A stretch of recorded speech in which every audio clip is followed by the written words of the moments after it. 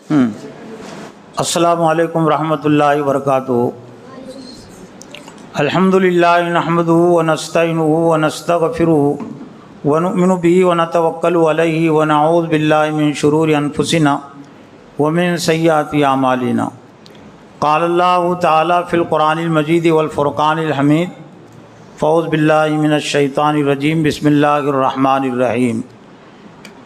وَإِذِ ابْتَلَىٰ إِبْرَاهِيمَ رَبُّهُ بِكَلِمَاتٍ فَأَتَمَّهُنَّ قَالَ إِنِّي جَاعِلُكَ لِلنَّاسِ إِمَامًا قَالَ وَمِن ذُرِّيَّتِي قَالَ لَا يَنَالُ عَهْدِ الظَّالِمِينَ وَقَالَ اللَّهُ تَعَالَىٰ إِذًا إِنَّ إِبْرَاهِيمَ كَانَ أُمَّةً قَانِتًا لِلَّهِ حَنِيفًا وَلَمْ يَكُن مِّنَ الْمُشْرِكِينَ شَاكِرًا لِأَنْعُمِهِ اجْتَبَاهُ وَهَدَاهُ إِلَىٰ صِرَاطٍ مُّسْتَقِيمٍ۔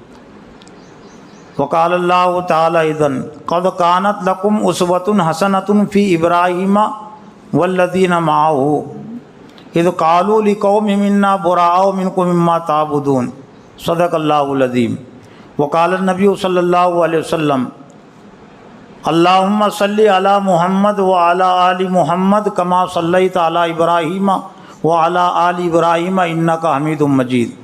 اللہم بارک علی محمد وعلی آل محمد کما بارکت علی ابراہیم وعلی آل ابراہیم انک حمید مجید۔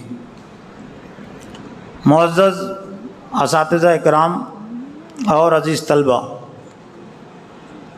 جیسا کہ آپ جانتے ہیں کہ مہینے کے لحاظ سے ہم اس وقت ذی قعدہ کے آخری حصے میں ہیں۔ ذی قعدہ کا مہینہ اگر 29واں ہو، ویسے چاند دیکھنے کا عام طور سے اہتمام نہیں ہوتا ہے، لیکن اگر 29واں مہینہ اگر ذی قعدہ کا ہو تو کل 29 تاریخ تھی تو آج ذی الحج کی 1 تاریخ رہیں گی، لیکن ابھی کہیں سے زیادہ چاند کی خبر نہیں آئی، تو ہو سکتا ہے کہ یہ 30واں مہینہ ہو۔ تو آج ذی قعدہ کی 30 تاریخ ہے اور ذی الحج کی کل 1 تاریخ ہے۔ ذی الحج یعنی حج والا مہینہ، حج کا مہینہ۔ تو حج اور قربانی کی جو تاریخ ہے وہ حضرت ابراہیم علیہ السلام کی سیرت سے خصوصیت کے ساتھ جڑی ہوئی ہے۔ حج کا پیغام اگرچہ ایک آفاقی پیغام ہے پوری امت مسلمہ کے لیے، لیکن خصوصیت کے ساتھ اس میں حضرت ابراہیم علیہ السلام کی سیرت کا اور ان کی قربانیوں کا بنیادی دخل ہے۔ حج کے ارکان اور آداب میں بہت سارے ارکان اور آداب کی ادائیگی کا تعلق وہ حضرت ابراہیم علیہ السلام کی یاد سے ہیں، ان کی قربانی سے۔ اور قربانی کا جو عمل ہے تو قربانی کے عمل میں تو براہ راست صرف اور صرف حضرت ابراہیم علیہ السلام اور حضرت اسماعیل علیہ السلام کی قربانی کا دخل ہے۔ چنانچہ قربانی کے جانوروں کو قربانی کے تذکرے میں اللہ تعالیٰ نے سورہ صافات میں جو بات ارشاد فرمائی، جہاں پر حضرت ابراہیم اور حضرت اسماعیل کے قربانی کا تذکرہ ہے کہ حضرت ابراہیم علیہ السلام اللہ کے حکم سے اپنے بیٹے حضرت اسماعیل کو زمین پر لٹاتے ہیں، چھری چلانے کی کوشش کرتے ہیں، لیکن اللہ کوئی مقصود نہیں تھا کہ وہ ذبح ہو جائے، شہید ہو جائے، صرف امتحان لینا مقصود تھا، امت کو دکھانا مقصود تھا۔ تو اس کے بدلے میں فدیناہ بذبح عظیم، ہم نے ایک ذبح عظیم بڑی قربانی ان کو بدلے میں عطا کی۔ وہ بارکنا علیہ فی الآخرین، بارکنا علیہ فی الآخرین، اور ہم نے اس کو باقی رکھا، وہ ترکنا علیہ فی الآخرین، اور ہم نے بعد میں آنے والوں کے لیے اس کو چھوڑ دیا۔ بعد میں آنے والوں سے مراد ہم سب ہیں۔ برکت بھی ہم نے عطا کی، لیکن بعد میں آنے والوں کے لیے ہم نے اس قربانی کو باقی رکھا، چھوڑا۔ اس لیے حضور صلی اللہ علیہ وسلم سے جب صحابہ کرام نے پوچھا ما ہی الاضاحی یا رسول اللہ، اے اللہ کے رسول، یہ جانوروں کی قربانی کی حقیقت کیا ہے، اس کی ابتدا کیا ہے؟ تو حضرت محمد صلی اللہ علیہ وسلم نے فرمایا کہ یہ سنت ابیکم ابراہیم، یہ تمہارے باپ حضرت ابراہیم علیہ السلام کی سنت اور طریقہ ہے۔ صحابہ کرام نے پوچھا وما لنا فی، ہمارے لیے اس میں کیا ہے، ہم کو کیا ملے گا حضرت؟ قال بکل شعرۃ حسنہ، اللہ کے رسول نے فرمایا کہ ہر بال کے بدلے ایک نیکی، फमसूफ, और कुछ जानवरों को ऊन होते हैं जो लंबे होते हैं, बकरी वगैरह को उसको बाल कहते हैं, और मेंढा है, मेंढी है, और इसी तरह से बैल है, गाय है, बैल है, इसको जो बाल होते हैं उसको अरबी में सूफ कहते हैं, ऊन। तो वो भी बालों की एक किस्म है, सिर्फ छोटे होते हैं। तो ऊन के बदले में क्या मिलेगा? तो अल्लाह ने फरमाया कि उसके बदले में भी एक नेकी है। तब हज़ारों लाखों एक तरह से बाल होते हर जानवर पर।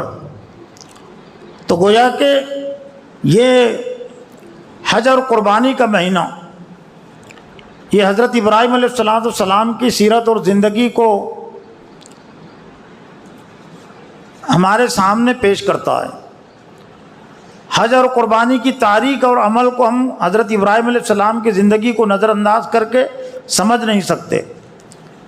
वैसे कुरान मजीद में अल्लाह ताला ने 3 महीनों को हज के महीने करार दिया। अल हज अशहुर मालूमात, हज के चंद मुतय्यना मुकर्ररा महीने हैं। हालांकि हज ज़िल हज की सिर्फ 5 तारीख़ों में अदा होता है। जो 8 तारीख़ से शुरू होते हैं वो हज के अय्याम 8, 9, 10, 11, 12 और 13 भी उसमें मिला लीजिए। किसी ने अगर 12 तारीख़ में अमल नहीं किया हमें जिमार का, पत्थरों को मारने का, और अय्याम तशरीक़ में क़ुरबानी के एक दिन में वो 13वीं तारीख़ भी दाखिल है, और अरब में इस पर अमल है। हिंदुस्तान में तो क़ुरबानी के हमारे यहाँ 3 दिन पर ही अमल होता है, लेकिन अगर कोई चौथे दिन करना चाहे तो हदीस की रोज़ से इसकी गुंजाइश मिलती है। अरब के उलमा और अरब के लोग इस पर अमल भी करते हैं चौथे दिन, लेकिन फ़िक़्ह हनफ़ी और ज़्यादातर फ़ुक़हा इकराम ने ये 3 दिन के अमल को ज़्यादा यानी कबूल किया है, पसंद किया है। लेकिन क्या वजह है कि अल्लाह ताला ने 3 महीनों को हज के महीने करार दिया? इसका मतलब ये है कि हज एक सिर्फ अमल नहीं है, एक तारीख़ और तहरीक है, और दुनिया के तमाम मुसलमानों के लिए एक सालाना इज्तिमा है। उम्मत मुस्लिमा का सालाना इज्तिमा, तालीमी, दावती और गल्बे दीन का इज्तिमा, यानी सियासी इज्तिमा। तालीमी भी, दावती भी और सियासी इज्तिमा है ये हज का इज्तिमा, जहाँ पर दुनिया के तमाम मुसलमानों का एक मुंतखब मजमा, नुमाइंदगी करने वाला मजमा। हर शहर की इसमें कुछ न कुछ आबादी होती है ना, तो जो आज़िमीन हज को जो जाते हैं वो एक तरह से पूरी उम्मत के वो नुमाइंदे होते हैं। जिस शहर के जाते हैं वो शहर की पूरी नुमाइंदगी करते हैं वहाँ आलमी इज्तिमा में। और जब तक दुनिया में खिलाफत थी तो तब तक ये आलमी इज्तिमा को दुनिया के तमाम मुसलमानों के मसाइल को समझने के लिए और मसाइल को हल करने के लिए होता था। इसलिए जब हज का मौका आता, हज का इज्तिमा आता, तो जो बातिल तहरीकात है वो बहुत घबराती थी, डरती थी। इसलिए उनको मालूम था कि हर मुल्क से मुसलमानों के नुमाइंदे गए हुए हैं, अब वहाँ से उनको खलीफा के ज़रिए से जो पैगाम मिलेगा, वहाँ के मस्जिद हराम के इमाम की तरफ से जो पैगाम मिलेगा, तो वो पैगाम लेकर वहाँ आएंगे।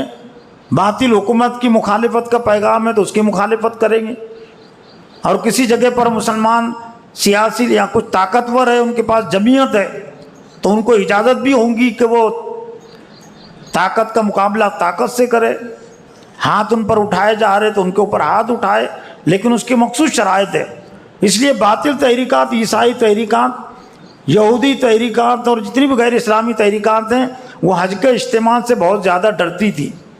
लेकिन मौजूदा दौर में ये हज के इज्तिमा की ये अहमियत और ये गर्ज व गायत और ये मकसद एक तरह से ख़त्म होकर रह गया, इसलिए कि खिलाफत वहाँ भी नहीं है।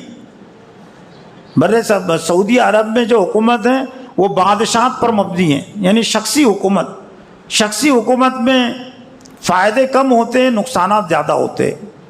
मनमानी चीज़ें बहुत सारी चलती है, और एक को आप ग़ुलाम बना लेंगे, जैसे कि अमेरिका ने मोहम्मद बिन सलमान को ग़ुलाम बना लिया तो पूरी हुकूमत ग़ुलाम बन गई। खिलाफत में ऐसा नहीं होता। खिलाफत में एक शूरा होती है और उनकी तंजीमें होती है, اگر خلیفہ نے کوئی بات اگر مان لیا وہ غیر اسلامی بات ہے تو جو شورا ہوتی ہے اور جو تنظیمیں ہوتی ہیں، جو جماعتیں ہوتی ہیں، وہ اس کی مخالفت کرتی ہے، لیکن شخصی حکومت میں وہ مخالفت نہیں ہوتی زیادہ۔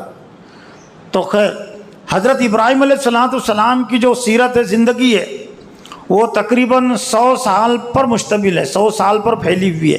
100 سال کی حضرت ابراہیم علیہ السلام کی عمر ہوئی ہے، اور آپ کی زندگی کو مکمل طور سے اگر سمجھنا ہے، اور میں نے کچھ حد تک سمجھنے کی کوشش کی ہے، تو قرآن کی روشنی میں ایک طرح سے 5 عنوانات ہم قائم کر سکتے ہیں حضرت ابراہیم علیہ السلام کی زندگی کو سمجھنے اور سمجھانے کے لیے۔ اور میں نے آڈیو میں یعنی ویڈیو میں تو میرے جو سیرت ابراہیم پر خطابات ہیں وہ تو کم کے ہی 1 گھنٹے کے اندر اندر ہی کے ہیں، لیکن آڈیو یعنی صرف آواز میں، یہ آڈیو میں تقریروں کو جمع کرنے کا یہ میرا جو معمول ہے تقریباً 12-13 سال پہلے کا ہے، اور تقریباً 1000 عنوانات اس میں جمع ہیں۔ ہر سال تقریباً اس میں 100 اہم عنوانات جمع ہوتے ہیں، پوسط کے بھی کچھ، لیکن زیادہ تر دوروں کے۔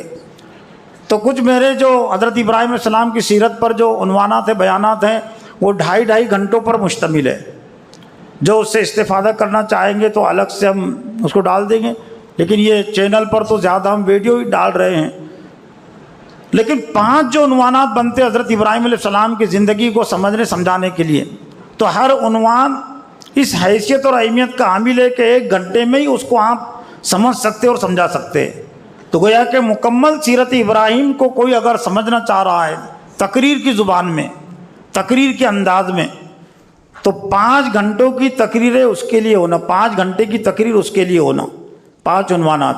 اور یہ 5 گھنٹے کی تقریر ذرا بہت مشکل ہوتی ہے۔ کتاب کے ذریعے سے اگر کوئی سمجھنا چاہ رہا ہے تو پھر تو 400-500 صفحے کی کتاب اس کے لیے کافی ہوگی اور ضروری ہوگی۔ لیکن جو 5 عنوانات ہیں، میں صرف سرسری طور سے 5 عنوانات اس مجلس میں، اس انجمن میں پیش کر رہا ہوں۔ بڑے طلبہ اس عنوان کے تحت اور بھی باتیں سمجھ سکتے، جمع کر سکتے ہیں۔ آیت قرآنی کی روشنی میں حضرت ابراہیم علیہ السلام کی زندگی کو سمجھنے کے لیے جو سب سے پہلا عنوان ہے، یا آپ کی زندگی کا سب سے پہلا عنوان اور پیغام، وہ ہے طلب حق کا، حق کی طلب اور جستجو اپنے اندر پیدا کرنا۔ دوسرے لفظوں میں اس کو آپ طلب علم بھی کہہ سکتے ہیں، علم کی طلب اور جستجو اپنے اندر پیدا کرنا، اور اس وقت پیدا کرنا جب کوئی کتاب نہیں ہے، کوئی سمجھانے والا نہیں ہے، کوئی بتانے والا نہیں معاشرے میں، ماحول میں، لیکن اس کے باوجود اپنے اندر حق کی طلب اور جستجو پیدا کرنا۔ ہر انسان کے اندر اللہ تعالیٰ نے دل رکھا ہے، ضمیر رکھا ہے۔ یہ ضمیر کا اگر وہ دل کا صحیح استعمال کرے تو اسلام کی بہت ساری اچھائیاں، خوبیاں خود بخود سمجھ میں آ جاتی ہے، اور بہت ساری برائیاں اس پر خود بخود واضح ہو جاتی ہے اگر وہ دل سے صحیح طور سے کام لے۔ تو حضرت ابراہیم علیہ السلام کی زندگی کا سب سے پہلا عنوان اور موضوع وہ ہے طلب حق اور طلب علم۔ دوسرا عنوان اور موضوع حضرت ابراہیم علیہ السلام کی زندگی کا سبق اور پیغام، جو تمام اہل ایمان کو ملتا ہے اور تمام اہل ایمان نے لینا چاہیے حضرت ابراہیم علیہ السلام کی زندگی سے، وہ ہے قبول حق کا، حق کو قبول کرنا۔ اردو لفظ ہے نا، یعنی جو بات واضح ہو گئی کہ یہ صحیح ہے تو اس کو قبول کر لینا، مان لینا۔ جو بات سمجھ میں آ گئی کہ غلط ہے تو اس کو چھوڑ دینا، اس کو کہتے قبول حق۔ اور تیسرا عنوان اور موضوع بنتا ہے وہ ہے عمل حق، حق پر عمل کرنا، یعنی جو حق آپ کو معلوم ہو گیا، جو سچائی آپ کو معلوم ہو گئی تو اس پر عمل کرنا۔ آسان ہے نا عنوان اور موضوع، عمل ہم سنتے رہتے ہیں کہ عمل ضروری ہے۔ اب یہ 3 عنوانات تو براہ راست تو خود آپ کی ذاتی اور انفرادی زندگی سے تعلق رکھتے ہیں۔ تو گویا کہ یہ 3 اعمال ایک مومن کی انفرادی ذاتی زندگی کے لیے ضروری ہے، طلب حق، قبول حق، عمل حق۔ اور چوتھا عنوان اور موضوع بنتا ہے دعوت حق، حق کی دعوت دینا، یعنی جو کچھ آپ نے سمجھا، جو کچھ آپ نے قبول کیا اور آپ عمل کر رہے ہیں تو اپنی ذات تک اس کو آپ محدود نہ رکھیں، دوسروں کو آپ دعوت دیتے رہے. اور دعوت کے ایک طرح سے عام طور سے 3 دائرے کار بن جاتے ہیں, 3 میدان. دعوت کا پہلا میدان خود اس کا گھر, اس کا باپ, اس کی بیوی, اس کے خاندان کے لوگ. تو آزر حضرت ابراہیم علیہ السلام کے باپ تھے, تو سب سے پہلے انہوں نے باپ کو دعوت دی. اور پھر یہ نہیں دیکھنا کہ باپ مانے گا نہیں مانے گا, باپ راضی ہوں گا یا نہیں, وہ راضی ہوں گا یا ناراض ہوں گا. تو دعوت دین کے 3 عنوان اور 3 میدان. اپنا گھر تو گھر والوں کو دعوت دینا. دوسرا میدان دعوت دین کا وہ قوم ہے, قوم یعنی معاشرہ, اس میں سبھی رشتہ دار بھی آ جاتے ہیں. تو جس معاشرے میں جس قوم میں آپ رہ رہے ہیں, چاہے مسلمان ہوں یا غیر مسلم ہوں, تو ان کو دعوت دینا. جیسا کہ حضرت ابراہیم علیہ السلام نے قوم کو دعوت دی, دعوت کا اتمام, دعوت کا فریضہ ادا کیا. قوم ناراض ہو گئی, مخالف ہو گئی, آپ نے کوئی پرواہ نہیں کی. اور تیسرا عنوان اور موضوع بنتا ہے دعوت دین کا, وہ ہے اہل اقتدار, حکومت کو دعوت دینا. حکومت بھی دعوت کی مستحق ہے نا, اور خاص طور سے جن لوگوں کے ہاتھ میں انسانوں کی بھاگ ڈور ہے, سیاسی بھاگ ڈور. ویسے ہر نبی نے موجودہ دور کے جو حکمراں اور لیڈران رہے, سردار رہے, ان کو دعوت دی. زیادہ تر مخالفت انہی کی طرف سے ہوئی. تو حضرت ابراہیم علیہ السلام نے بھی نمرود کو دعوت دی, اور نمرود کی دعوت کا ایک مکالمہ ہے قرآن مجید میں خصوصیت کے ساتھ. سورہ بقرہ میں الم تر حاج ابراہیم فی ربی ان آتاہ اللہ الملک, تیسرے بات سورہ نساء میں ہے کیا, سورہ بقرہ میں الم تر الی الذی حاج ابراہیم فی ربی ان آتاہ اللہ الملک اذ قال ابراہیم ربی الذی یحیی و یمیت قال انا احیی و امیت قال ابراہیم فإن اللہ یأتی بالشمس من المشرق فأت بہا من المغرب فبہت الذی کفر واللہ لا یہدی القوم الظالمین. کیا آپ نے غور نہیں کیا کہ جس نے حضرت ابراہیم علیہ السلام سے حجت کیا, جھگڑا کیا رب کے سلسلے میں, اس کا دعویٰ یہ تھا کہ میں رب ہوں. رب کہتے ہیں عربی میں فرما روا کو, قانون ساز کو, حکمراں کو. تو حضرت ابراہیم علیہ السلام نے جواب دیا کہ ربی الذی یحیی و یمیت, میرا رب وہ ہے جو زندگی اور موت دیتا ہے. نمرود کو حضرت ابراہیم علیہ السلام نے جواب دیا قال انا احیی و امیت, وہ بھی دعویٰ کر بیٹھا کہ میں بھی زندگی دیتا ہوں, میں بھی موت دیتا ہوں. اس کا مطلب یہ تھا کہ کسی کو زندہ چھوڑ دینا, زندہ رہنے دینا, ایک طرح سے اس کو زندگی دینا ہے, اور کسی کو قتل کر دینا, مار دینا, یہ اس کو موت دینا ہے. حالانکہ ابراہیم علیہ السلام دوسری بات سمجھانا چاہ رہے تھے کہ جو پیدا کرتا ہے اور جو موت دیتا ہے, بہت ساری موتیں, زیادہ تر موتیں تو بغیر قتل کی ہوتی ہے نا, کوئی قتل نہیں کرتا, کوئی مارتا نہیں, لیکن موت ہو جاتی ہے اس کی, ایک عمر اس کی ہوتی ہے, اور کبھی کبھی تو بوڑھا ہونے سے پہلے اس کی موت ہو جاتی ہے. بیماری بھی اس کے لیے شرط نہیں ہے, بغیر بیماری کے اس کی موت ہوتی ہے. تو حضرت ابراہیم علیہ السلام وہ کہنا چاہ رہے تھے کہ ربی الذی یحیی و یمیت, میرا رب وہ ہے جو زندگی دیتا ہے, موت دیتا ہے. قال انا احیی و امیت, وہ دعویٰ کر بیٹھا کہ میں بھی زندگی موت دیتا ہوں. تو پھر حضرت ابراہیم علیہ السلام نے سمجھا کہ بات, یہ شخص اس طرح سے بات نہیں سمجھتا, تو پھر ایسی بات حضرت ابراہیم علیہ السلام نے پیش کی. اور یہ بھی ایک دعوت کا انداز ہے, آخری نمبر کی جو کہا گیا نا قرآن میں, ادعو الی سبیل ربک بالحکمۃ والموعظۃ الحسنۃ وجادلھم باللتی ہی احسن. دعوت دی 3 طریقے دعوت کے, سبیل ربک بالحکمۃ, حکمت کے ساتھ, تدبر کے ساتھ, فہم اور بصیرت کے ساتھ دعوت دیجیے, والموعظۃ الحسنہ, اور بہتر نصیحت کے ساتھ, وجادلھم باللتی احسن, لیکن جو حکمت سے بھی اور نصیحت سے بھی نہ مانے, پھر بھی اڑا رہے, حجت کرے. بہت سارے ہیکڑی باز ہوتے ہیں نا کہ بس ان کا مقصد ہوتا ہے بس مخالفت ہی مخالف, تو وہاں بات کہی وہ جادل باللتی احسن, ان سے جب مجادلہ کرے تو وہ بہتر انداز میں. تو یہ مجادلے کی ایک صورت تھی. حضرت ابراہیم علیہ السلام نے اس کے سامنے بات رکھی کہ فإن اللہ یاتی بالشمس من المشرق فأت بہا من المغرب.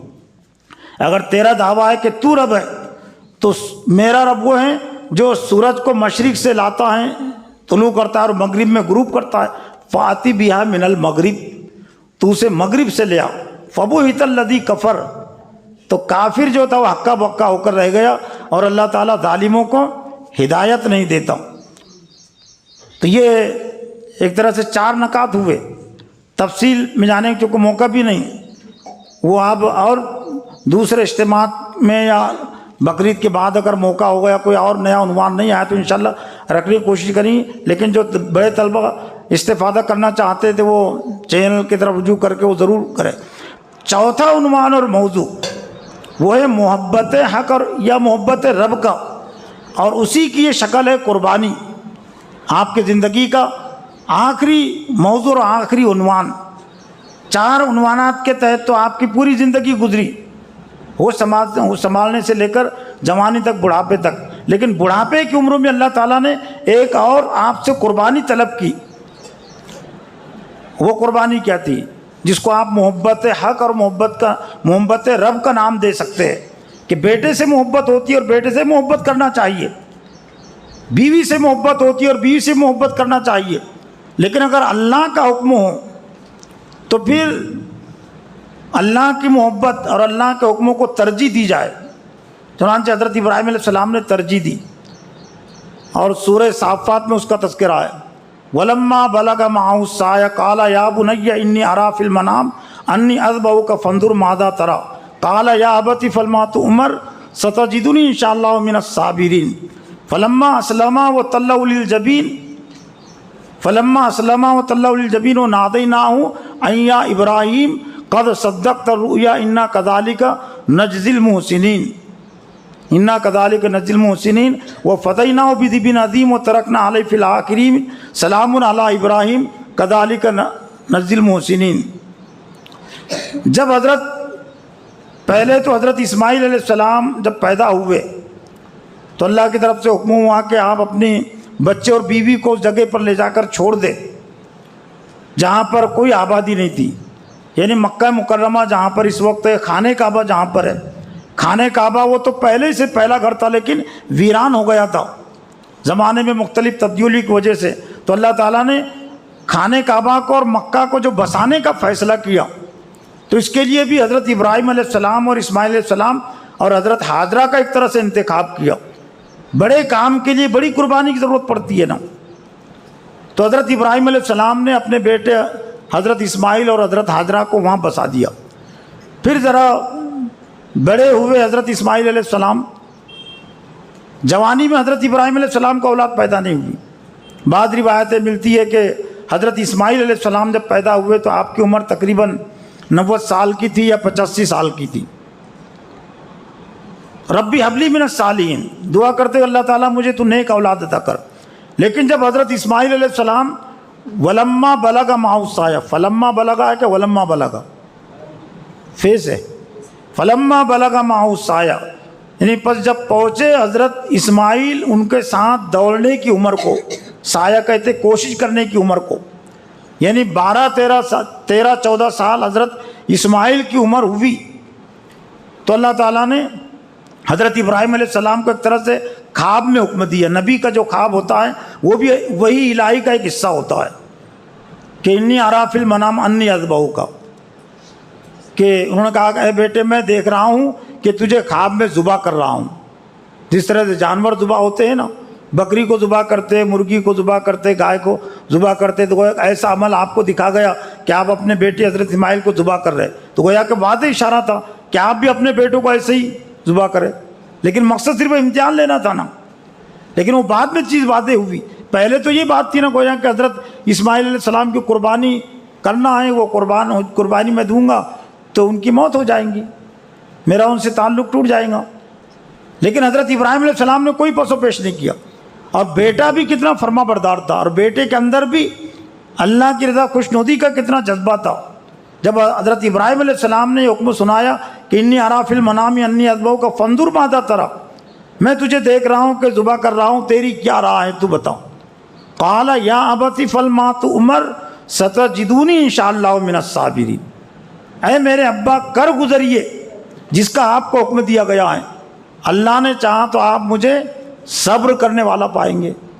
اب صبر کا مفہوم بھی واضح ہو جاتا ہے، جیسے میں بار بار کہتا ہوں، توجہ دلاتا ہوں کہ صبر کے ترجمے اور مفہوم کے تعلق سے خود بہت سارے مترجمین سے کوتاہی ہوئی ہے کہ صبر کا ترجمہ انہیں صبر کر کے آگے بڑھ گئے۔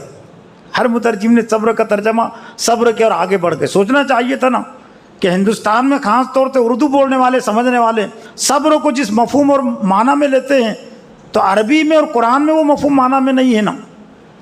اردو میں صبر کا مفہوم عام طور سے کیا لیتے ہیں؟ انتظار کے معنی میں، صبر کرو، کچھ نہیں کرنے کے معنی میں، ڈرنے کے معنی میں کہ صبر کرو۔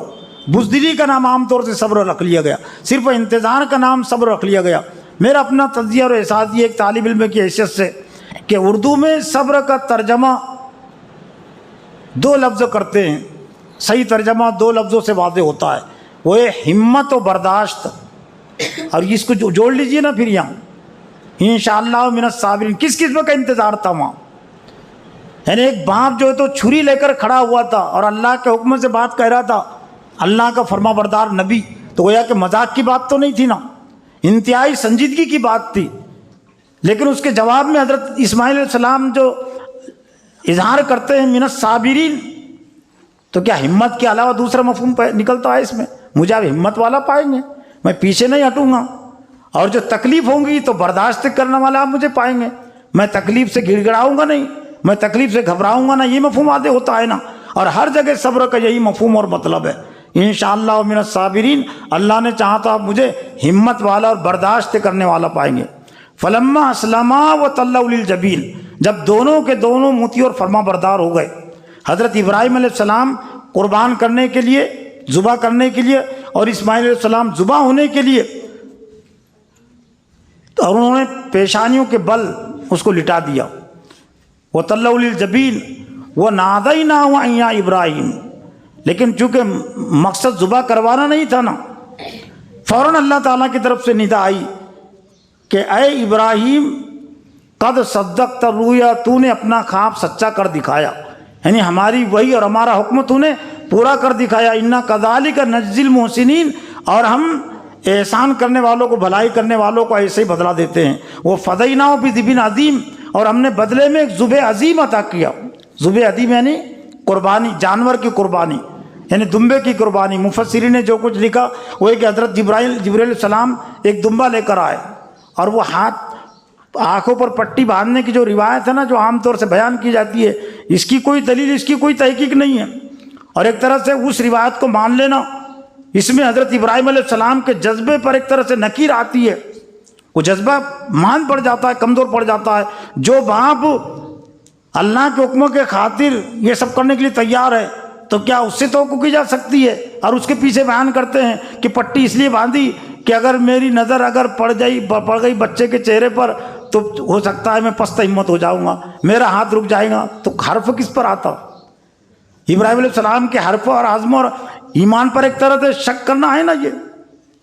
اور پھر دیکھنے کی بات تھی، کوئی آنکھوں پر پٹی رکھ کر ذبح کرنے کی بات تو نہیں تھی۔ انی ارا فی المنام، میں دیکھ رہا ہوں، یعنی دیکھتے بھالتے وہ حکم تھا ایک طرح سے، اور وہی حالت اور کیفیت وہ قربانی کی رہی ہے۔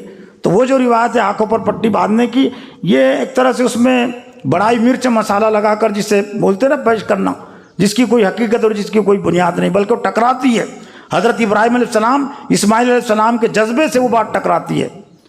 دیکھتے ہوئے، آنکھیں کھلی رکھتے ہوئے حضرت ابراہیم علیہ السلام یہ کر رہے تھے، لیکن حضرت جبرائیل علیہ السلام آئے اور انہوں نے کہا کہ یہ دمبا دیجئے۔ پھر حضرت ابراہیم علیہ السلام کی زندگی میں اور اسلام کی پوری تاریخ اور تحریک سے اللہ تعالیٰ کی 3 سنتیں جڑی ہوئی ہے، اللہ کی 3 پالیسیاں اہل ایمان کے حوالے سے: آزمائش، صبر، انعام۔ اس کے تحت پوری اللہ کی پالیسی چلتی ہے۔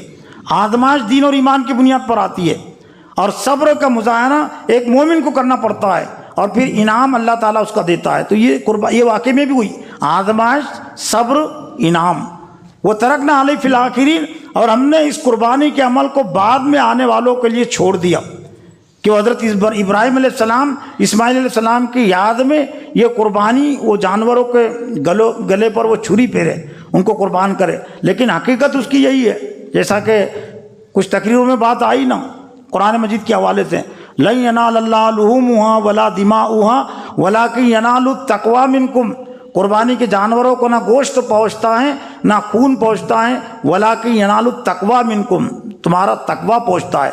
تو حضرت ابراہیم علیہ السلام اور حضرت اسماعیل علیہ السلام کا تقوی پہنچا، اور تقوی دراصل مقصود تھا، اس کی ایک ظاہری شکل تھی۔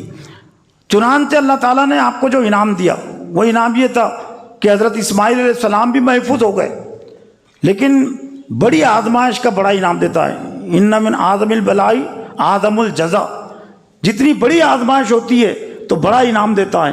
حضرت ابراہیم علیہ السلام جب اسماعیل علیہ السلام کو لے کر چلے ہوں گے تو ان کے ذہن میں بات آ رہی ہوں گی کہ بڑھاپے میں اللہ تعالیٰ نے جو مجھے اولاد عطا کی اسماعیل علیہ السلام کی صورت میں، اب وہ اولاد سے بھی میں محروم ہو رہا ہوں۔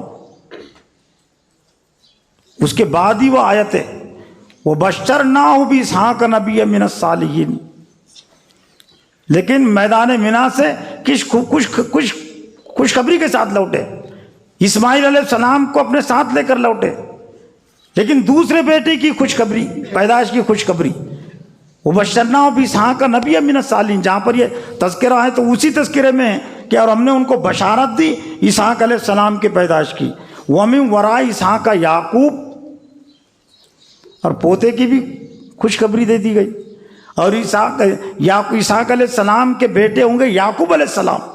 تو بڑا امتحان تھا نا یہ، تو اللہ کے لیے لازم تھا بڑا انعام دینا، لیکن افسوس ہے کہ ابھی امت مسلمہ اللہ کی اس پالیسی کو سمجھنے کے لیے تیار نہیں، آزمائشوں سے ڈر رہی ہے تو اللہ نے پھر عذاب میں مبتلا کر دیا۔ کوئی قوم، کوئی فرد آزمائشوں سے ڈرتا ہے تو اللہ تعالیٰ عذاب میں مبتلا کر دیتا ہے، اور عذاب کے ساتھ اللہ کی کوئی مدد نہیں ہے۔ ہاں آزمائش کے سے ان مع العسر یسرا فإن مع العسر یسرا، بے شک تنگی کے ساتھ آسانی ہے، بے شک تنگی کے ساتھ آسانی ہے۔ تو جتنی تنگیوں سے حضرت ابراہیم علیہ السلام گزرے تو اللہ تعالیٰ نے ان کے لیے اتنی آسانیاں کی ہے، اتنے انعامات بھی ان کو دیے ہیں۔ تو یہ چند باتیں متفرق طور سے میں نے اس اجتماع کے اختتام کے موقع سے یہ باتیں رکھی۔ اللہ سے دعا ہے کہ اللہ تعالیٰ مجھے بھی اور آپ کو بھی حضرت ابراہیم علیہ السلام کی سیرت کو، اسماعیل علیہ السلام کی سیرت کو سمجھنے اور اس کے پیغام سے جڑنے کی، امت کو جوڑنے کی توفیق عطا فرمائے۔ ربنا تقبل منا انک انت السمیع العلیم وتب علینا انک انت التواب الرحیم برحمتک یا